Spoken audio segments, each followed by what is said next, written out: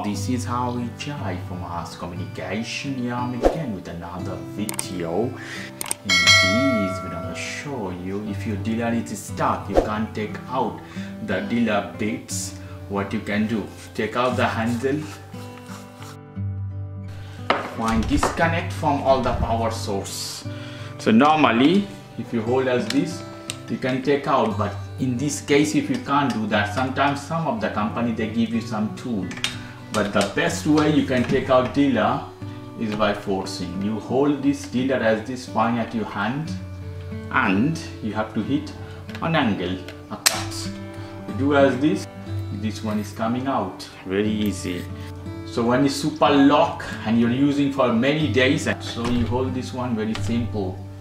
You hit as this. See, it's not coming out. This one is tight.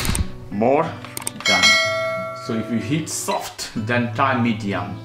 So it should come out. This is the way. So very simple tutorial, guys. If you like this video, please do subscribe to my channel. If you like this segment, please give me a thumbs up. Take care till then. Bye.